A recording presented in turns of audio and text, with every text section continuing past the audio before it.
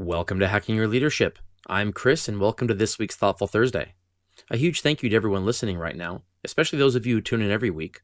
Don't forget to follow us on Instagram at Hacking Your Leadership and leave us a review on iTunes. Also, if this episode of Hacking Your Leadership resonates with you, please share it with a friend or coworker you think might benefit from listening. All right, for this week's episode, I want to talk about employees with something to prove. When I was in my early 20s, I was an employee with something to prove. I remember being in several different positions at the first few companies I worked and feeling like I had to show my leaders that they didn't need to teach me, that I already had the answers, that I was so qualified for the job I didn't even need any training. When a coworker or a leader would attempt to show me how to do something or teach me anything, I would as quickly as possible attempt to finish their thoughts, finish their sentences, and begin doing the task all on my own. After all, if I can show them I'm capable of doing the job without any training, I'll immediately validate their decision to hire me, and I'll show them I'm capable of even more responsibility. Right? Unfortunately, this isn't how things usually work. More often than not, my overzealousness would lead me to doing the task partially or completely wrong. This ends with the leader or coworker having to reteach me what I should have learned from them earlier, and it causes collateral damage to the relationship that can be felt viscerally in future interactions. And it's a vicious cycle. The next interaction starts with me feeling the need to somehow make up for the last interaction, and the bad behavior repeats.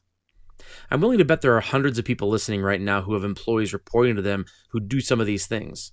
They could be new to your organization or just new to their role, but the behavior is the same, and it's incredibly frustrating. I'm sure there have been times you wanted to make them look at you in the eye so you can say, just be quiet and listen for a minute. This behavior is more common than you might think, and it shows up more often in people with less experience. And I don't mean less experience in your industry or less experience on the job. I mean less life experience. Fewer examples of achievements that lead to the confidence needed to understand that they weren't hired with the expectation that they already knew the job and didn't need any training. If you can picture these employees on your team right now, it's important to know that while it might be easy to dismiss the employee and devote more of your time on others who are easier to lead, the way you guide them through these frustrating times will answer the question of whether or not they stick with it or move on to another company. The first step in doing this is assuming positive intent. It's understanding that your employee wants to do well and they just have the wrong idea about how to accomplish this. Think about the last time you felt in over your head.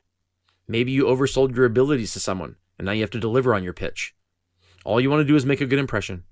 For someone at the beginning of their career, the stress this causes can be overwhelming.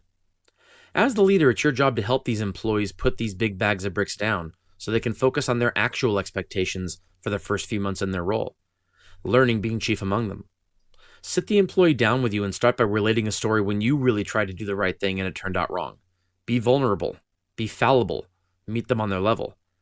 Tell them they weren't hired with the expectation they already knew how to do these things. They were hired for their attitude, their intelligence, and due to your confidence that they could learn the job. Tell them their job for the moment isn't to execute, but to be a sponge, soaking up all the policies and procedures of the role. Tell them that the employees teaching them how to do their job also have a job, and that job is to teach them. It's intentional. It's not an accommodation. It's not a workaround. It's what every single employee who is new to the role does. Make them aware that what they will be held accountable to in the coming weeks isn't their performance on the job itself, but rather in their ability to listen and absorb. This isn't letting them off the hook for anything. Rather, it's making sure their mental and emotional resources are being used correctly instead of wasted on invented, unattainable expectations. Slowing down in order to speed up is real. Taking the time to learn at the beginning lowers the need to be bailed out in the future, when the consequences might be higher. Your job as the leader is to make sure your employees understand this. Thanks for listening, and we'll see you on Monday.